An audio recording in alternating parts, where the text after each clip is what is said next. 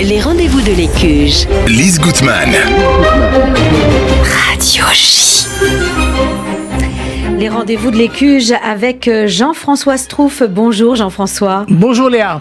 Alors, le mois de décembre à présent ou le mois de novembre? Alors, on va finir novembre quand même, on a encore beaucoup de choses à voir. Encore quelques jours. On est certes le 24, mais c'est une maison qui ne s'arrête jamais, donc il y a plein de choses. Vous devez savoir que dans cette maison, le mois de novembre, c'est un des mois les plus dynamiques de l'année. Et donc, après une semaine totalement non-stop, on en est à une deuxième semaine totalement non-stop. Pour tous les domaines. Quelques éléments rapides, il y a eu, par exemple, la grande leçon inaugurale autour de Lévinas pour l'Institut Wiesel. Il y a eu hier soir même des lectures par à chaque fois une immense personnalité du monde de la culture et des arts.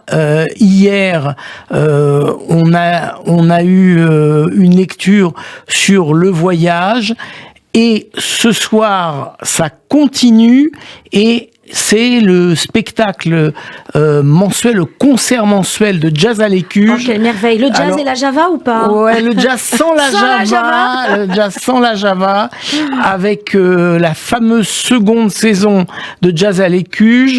Donc un truc un peu, Éric Lelanne et Paul Lay, donc trompettiste breton. Éric Lelanne, une carrière qui fait tourner la tête après avoir débuté aux côtés de René Urtréguer, qu'on aime bien nous. À l'Écuge, il a été au cinéma acteur aux côtés de Dexter Gordon et Herbie Hancock dans le film Autour de minuit de Bertrand Tavernier. Oui. Donc, il est qualifié par le maître Martial Solal de redoutable pianiste, certainement l'un des plus prometteurs de sa génération. Il est doté d'une imagination impressionnante et d'une technique imparable. Après des années où ils avaient fait un enregistrement qui s'appelle Thanks a Million, les deux musiciens se retrouveront sur la scène de l'Écuge pour nous présenter un répertoire de standards choisis pour l'occasion, à chaque fois par Olivier Huttman, et c'est ce soir, et il faut vous dépêcher parce que les places, on est toujours en général presque à guichet fermé, donc il vous reste une petite journée pour prendre vos places. Et si je peux dire quelque chose sur le programme, les standards, on passe toujours une soirée formidable parce qu'on retrouve vraiment des airs qui ont tellement marqué des époques. C'est un programme génial pour ce soir. Alors, j'ai presque envie de dire, Léa, que l'ambiance de jazz à l'Écuge, l'ambiance elle-même justifie qu'on vienne. Parce que c'est des petites tables, une ambiance cosy, des petites lumières. Donc on est dans un vrai club de jazz, qualifié l'an dernier de temple du jazz par le journal Le Monde. Donc sérieusement, ça vaut la peine de venir au moins une fois pour voir l'ambiance. Évidemment, après, on s'est servi par des musiciens extraordinaires. Donc on a une double raison de venir à Jazz à l'Écuge. Vous nous mettez l'eau à la bouche, c'est terrible, c'est pas sympa parce que les places sont presque toutes... oui, le mois dernier, on a joué à guichet totalement fermé, on a poussé, honnêtement, on a dû pousser les murs. Et c'est tous les mois, Jean-François, tous les mois, il faut vraiment noter à l'avance. Une saison, allez sur le site écuge.fr, regardez Jazz à l'Écuge et vous allez voir, le programme est exceptionnel. Un jour, il faudra inviter la Java quand même. Oui, vous êtes sympa, pourquoi pas, oui, c'est une bonne idée. C'est une bonne idée. Alors, je voulais dire aussi que j'ai oublié d'en parler tout à l'heure.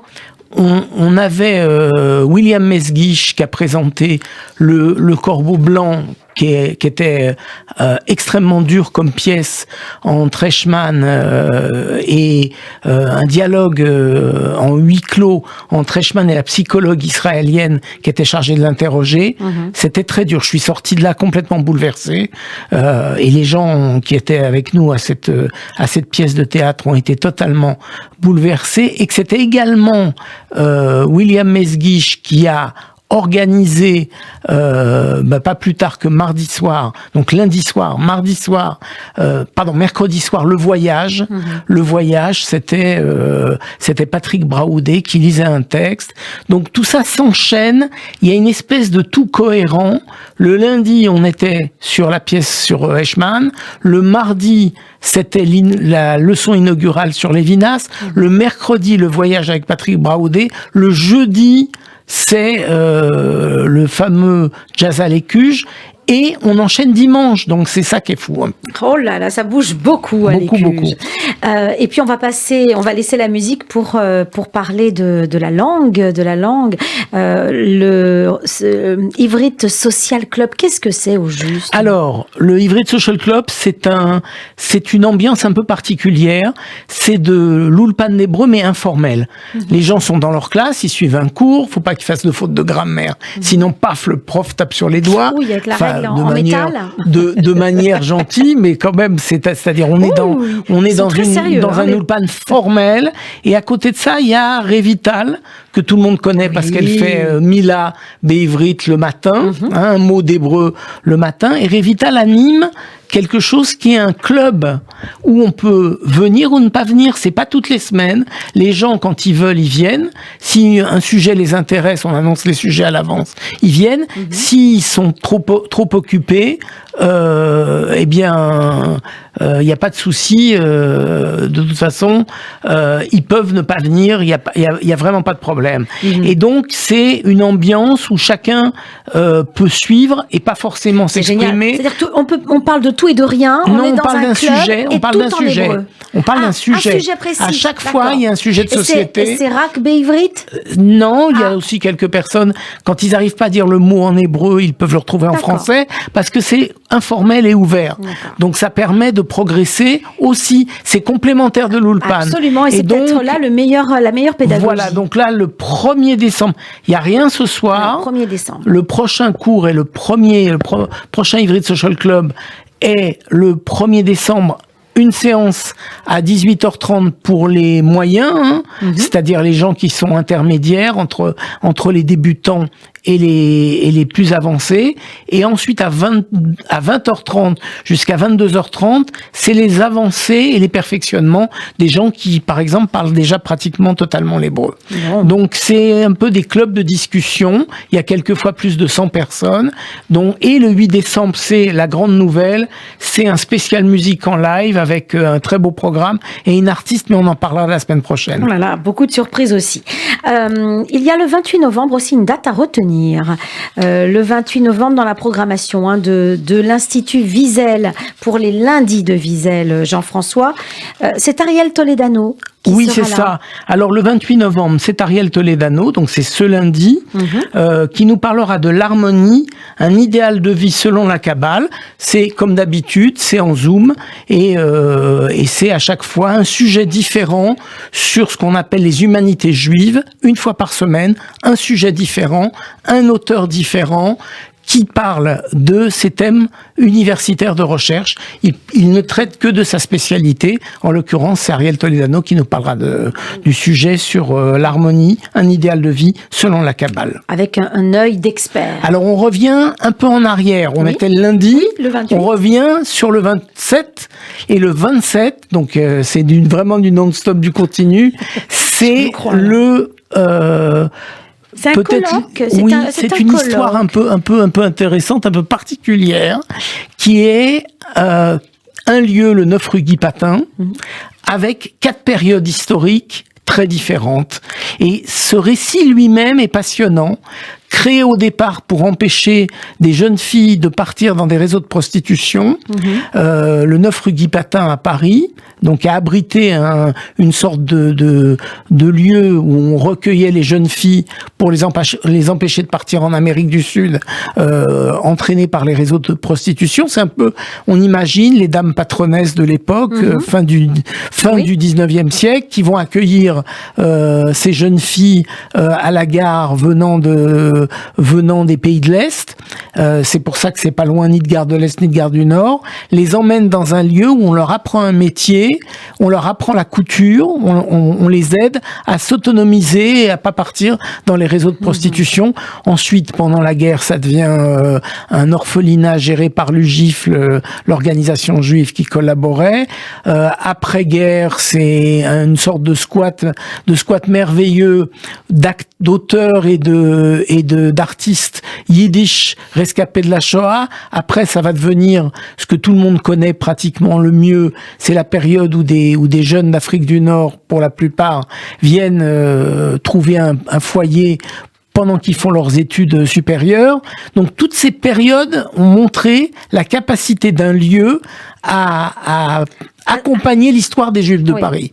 À se transformer au gré des besoins. Au gré des besoins, exactement. La formule est parfaite. Voilà, le 9 rue Guy Patin, c'est donc le thème de ce colloque passionnant. Sur place et en ligne, mais sur place, je pense que ça vaut vraiment la peine de venir. Oui. C'est donc ce dimanche 27 novembre, de 13h à 19h, mais le lieu vaut vraiment la peine, à telle enseigne que l'équipe d'actualité juive a été passionnée et a produit un article sur l'histoire de ce lieu. Et là, évidemment, le colloque, ça va beaucoup plus loin. C'est des développements sur ce lieu magique. Oui, parce que lorsque vous organisez des colloques, là, 13h, 19h, ce sont plusieurs intervenants qui viennent, chacun avec leur angle.